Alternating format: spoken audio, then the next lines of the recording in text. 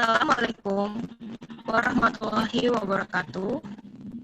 Selamat pagi teman-teman dan selamat pagi juga kepada Bapak Andri Wicaksana, SPDMPD selaku dosen pengampu mata kuliah keterampilan berbahasa Indonesia. Di sini kami dari kelompok 6 dapat mempresentasikan materi kita. Sebelum itu, izinkan saya perkenalkan kelompok saya. Yang pertama, Firman Putri Andayani, saya sendiri selaku moderator. Yang kedua, dia Julia Putri sebagai penyaji pertama. Yang ketiga, Mawarti Yudhomiranti sebagai penyaji kedua. Dan yang terakhir, Niwayan Kalina Binasari sebagai penyaji ketiga. Baiklah, untuk materi yang pertama akan dijelaskan oleh Dea Julia Putri. Kepada Dea Julia Putri, saya persilahkan. Baik, terima kasih kepada moderator memberikan saya waktu untuk menjelaskan materi saya. Yang pertama, keterampilan membaca. Hakikat membaca. Menurut Hodgson yang dikutip oleh Tarigan, membaca merupakan suatu proses yang dilakukan serta dipergunakan pembaca untuk memperoleh pesan yang hendak disampaikan oleh penulis melalui media bahasa tulis. Dijelaskan pula bahwa membaca dapat dianggap sebagai proses untuk memahami hal tersirat dan melibatkan pikiran yang terkandung dalam kata-kata yang tertulis. Oleh sebab itu, pesan yang tersurat ataupun yang tersirat akan dipahami serta diproses membaca dapat dilaksanakan dengan baik. Saat melakukan kegiatan membaca, diperlukan kejelian membaca untuk mengetahui isi tersurat ataupun yang tersirat. Finocchiaro dan Bonomo seperti dikutip oleh Tarigan, secara jelas bahwa reading adalah bringing, meaning, dan meaning from printed or written material. Memetik serta memahami arti atau makna yang terkandung di dalam bahasa tertulis. Pendapat lain yang dikemukakan oleh Lado dalam tulisan Tarigan bahwa membaca adalah memahami dari gambar tertulis.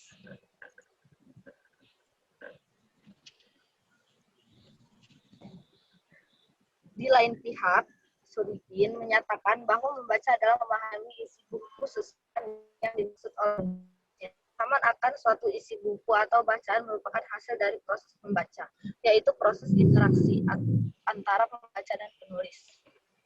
Menurut William, seperti dikutip Haras dan Sulistianingsih, membaca adalah pemahaman, understanding. Selain itu, membaca adalah proses kegiatan mencocokkan huruf atau melafalkan lambang-lambang bahasa tulis.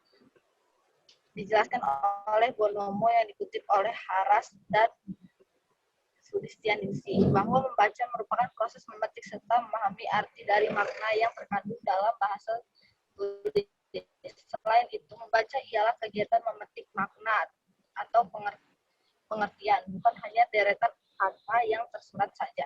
Makna yang terdapat di balik baris tersebut, dikutip Haras dan Sulistianingsih. Sementara itu, ada dari pengetahuan dan informasi. Selain itu, ditekankan juga oleh Adler, menurutnya tidak ada kegiatan membaca yang sama sekali tidak memerlukan keaktifan atau aktivitas. Berdasarkan kutipan dari beberapa pendapat, seseorang untuk memperoleh informasi yang terdapat di dalam tulisan yang disampaikan penulis melalui media bahasa tulis. Yang B, tujuan membaca. Setiap pembaca memiliki tujuan yang berbeda-beda. Penentuan tujuan tersebut didasarkan pada kebutuhan individu masing-masing. Berdasarkan pendapat Rahim, adapun macam-macam tujuan membaca yaitu yang pertama kesenangan, yang kedua menyempurnakan membaca, yang ketiga menggunakan strategi, yang keempat memperbarui pengetahuan tentang suatu topik, yang kelima mengaitkan informasi yang baru dengan informasi yang telah diketahuinya, yang keenam memperoleh informasi untuk laporan lisan atau tertulis, yang ketujuh mengkonfirmasikan atau menolak, yang ke-8 ya, menampilkan suatu eksperimen atau mengaplikasikan informasi yang diperoleh dari suatu teks dalam cara lain mempelajari tentang struktur teks. Yang 9 menjawab pertanyaan pertanyaan yang spesifik. Demikian presentasi pertama dari saya kembalikan ke moderator. Terima kasih. Terima kasih kepada Dea Julia Putri yang telah menjelaskan materinya. Materi selanjutnya akan dijelaskan oleh Mawarti Yudomiranti. Kepada Mawarti Yudomiranti, saya persilahkan. Baik, terima kasih kepada moderator. Di sini saya akan menjelaskan materi tentang jenis-jenis membaca. Ada beberapa jenis membaca. Yang pertama yaitu membaca nyaring, membaca suara, atau yang disebut dengan reading aloud dan oral reading. Kemudian yang kedua ada membaca dalam hati. Membaca dalam hati atau yang disebut dengan silent reading. Membaca dalam hati dapat dibedakan menjadi dua, yaitu ekstensif dan membaca intensif. Membaca ekstensif atau yang disebut dengan extensive reading meliputi membaca survei atau yang disebut dengan survey reading, membaca sekilas atau yang disebut dengan skimming reading, dan membaca dangkal atau yang disebut dengan superficial reading. Dan membaca intensif meliputi membaca telaah isi atau yang disebut dengan content study reading, mencakup pula membaca teliti atau yang disebut dengan close reading, membaca pemahaman atau yang disebut dengan comprehensive reading, kemudian membaca kritis atau yang disebut dengan critical reading, kemudian membaca ide atau yang disebut dengan reading for idea, dan membaca telaah bahasa atau yang disebut dengan language study reading yang mencakup pula membaca bahasa asing dan membaca sastra. Kemudian selanjutnya yaitu faktor yang mempengaruhi kemampuan membaca. Ada 3 faktor yang mempengaruhi kemampuan membaca. Yang pertama yaitu ada faktor fisiologis. Faktor fisiologis itu neurologis, misalnya berbagai cacat otak dan kekurangan matang secara fisik merupakan salah satu faktor yang dapat menyebabkan anak gagal dalam meningkatkan kemampuan membaca pemahaman mereka. Kemudian yang kedua yaitu faktor intelektual. Istilah intelijensi didefinisikan sebagai suatu kegiatan berpikir yang terdiri dari pemahaman yang esensial tentang situasi yang diberikan dan meresponnya secara tepat. Secara umum, ada hubungan antara kecerdasan yang diindikasikan oleh IQ dengan rata-rata peningkatan remedial membaca. Tingkatan intelijensi membaca itu sendiri pada hakikatnya proses berpikir dan memecahkan masalah. Kemudian yang ketiga ada faktor lingkungan. Faktor lingkungan ikut mempengaruhi kemajuan kemampuan membaca murid. Faktor ini meliputi yang pertama, latar belakang dan pengalaman anak di rumah. Lingkungan dapat membentuk pribadi, sikap, nilai, dan kemampuan bahasa anak. Kondisi di rumah mempengaruhi pribadi dan penyesuaian diri anak dalam masyarakat. Dan kondisi ini pada gilirannya dapat membentuk anak dan dapat juga menghalangi anak belajar membaca. Anak yang tinggal di dalam rumah tangga yang harmonis, rumah yang penuh cinta kasih, tidak akan menemukan kendala yang berarti dalam membaca. Kemudian yang kedua, faktor sosial ekonomi. Faktor sosial ekonomi, orang tua dan lingkungan tetangga merupakan faktor yang membentuk lingkungan rumah murid. Status sosial ekonomi murid mempengaruhi kemampuan verbal murid. Semakin tinggi status sosial ekonomi murid, maka semakin tinggi kemampuan verbal murid. Anak-anak yang mendapat contoh bahasa yang baik dari orang dewasa, serta orang tua yang berbicara dan mendorong anak-anak mereka berbicara kan mendukung perkembangan bahasa dan intelijensi anak. Kemudian yang ketiga, faktor psikologis. Faktor lain yang juga mempengaruhi kemajuan kemampuan baca anak adalah faktor psikologis. Faktor ini mencakup yang pertama, motivasi. Motivasi belajar adalah keseluruhan daya penggerak psikis di dalam diri murid yang menimbulkan kegiatan belajar, menjamin kelangsungan belajar, dan memberikan arahan kepada kegiatan belajar itu demi mencapai tujuan. Kemudian yang kedua, minat. Minat baca ialah keinginan yang kuat disertai usaha seseorang untuk membaca. Kemudian yang terakhir yaitu kematangan sosio dan emosi serta penyesuaian diri. Ada 3 aspek kematangan emosi dan sosio, yaitu yang pertama ada stabilitas emosi, yang kedua kepercayaan diri, dan yang ketiga kemampuan berpartisipasi kelompok. Siswa harus mempunyai pengontrolan emosi pada tingkat tertentu. Anak-anak yang mudah marah, menangis, dan bereaksi secara berlebihan ketika mereka tidak mendapatkan sesuatu atau menarik diri atau mendongkol akan mendapat kesulitan dalam pelajaran membaca. Sebaliknya, Anak-anak yang lebih mudah mengontrol emosinya akan lebih mudah memusatkan perhatiannya pada teks yang dibacanya. Pemusatan perhatian pada bahan bacaan memungkinkan kemajuan kemampuan anak-anak dalam memahami bacaan akan meningkat. Baik, itu saja yang saya sampaikan. Saya kembalikan kepada moderator. Baik, terima kasih kepada Mawarti Yudomiranti yang telah menjelaskan materinya.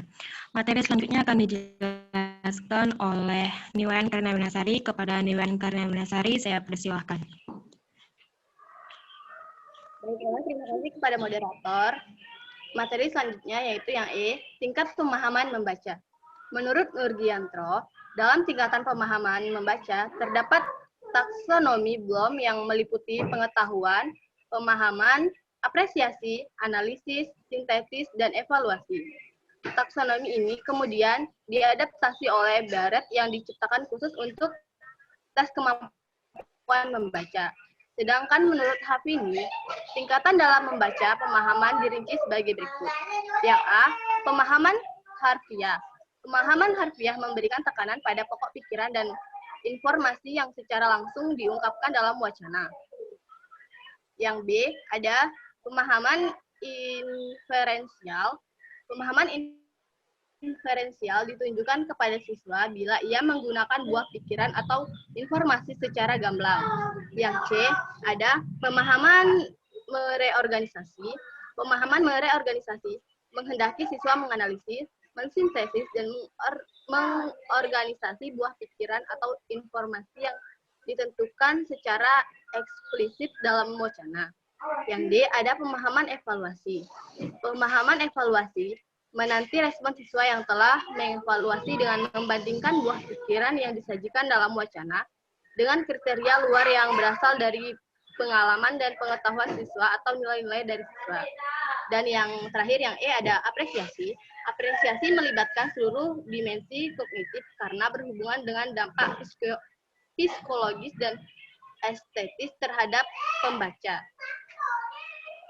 Yang F, ada materi selanjutnya yang F, ada aspek keterampilan membaca.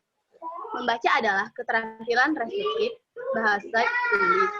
Keterampilan membaca dapat dikembangkan secara tersendiri, terpisah dari keterampilan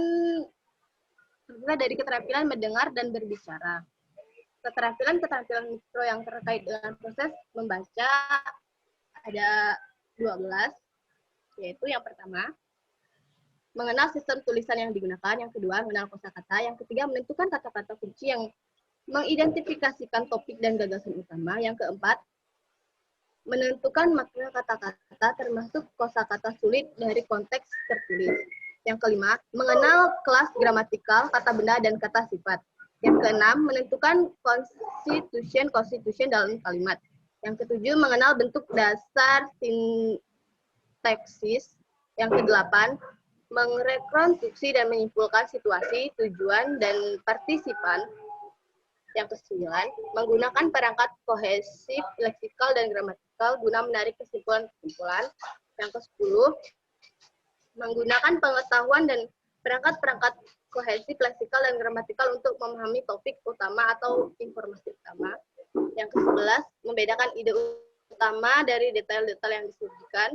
Dan yang terakhir, menggunakan strategi membaca yang berbeda, tujuan-tujuan membaca yang berbeda seperti skimming untuk mencari ide-ide utama atau melakukan studi secara mendalam. Yang G, ada komponen aktivitas membaca. Pada hakikatnya, tidak ada prinsip khusus tentang pengajaran membaca yang paling baik. Hal ini disebabkan oleh bermacam-macam pandangan tentang membaca untuk keperluan pengajaran.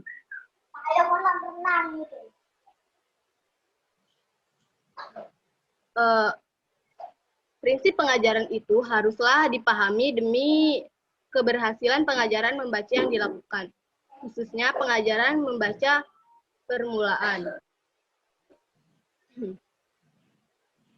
Terus DKK mengungkapkan ada 12 prinsip yang didasarkan penelitian yang bermanfaat untuk membimbing guru dalam membuat perencanaan pengajaran membaca. Ke-12 prinsip tersebut adalah sebagai berikut. Yang pertama, membaca adalah sebuah kegiatan yang kompleks. Yang kedua, membaca adalah pemahaman makna terhadap simbol-simbol tertulis. Yang ketiga, tidak ada satu cara pun yang dapat dinyatakan paling tepat untuk mengajarkan membaca, karena anak mempunyai karakteristik yang berbeda. Yang keempat, belajar membaca adalah sebuah proses yang berkelanjutan. Yang kelima, siswa harus diajarkan tentang kemampuan pengenalan kata-kata yang akan memberikan kesempatan mereka untuk membuka kunci pengucapan. Yang keenam, guru harus mendiagnosis kemampuan membaca siswa. Yang ketujuh, keterampilan membaca erat berkaitan dengan berbagai keterampilan. Yang kedelapan, membaca adalah suatu bagian integral dari semua isi pengajaran dalam program pendidikan.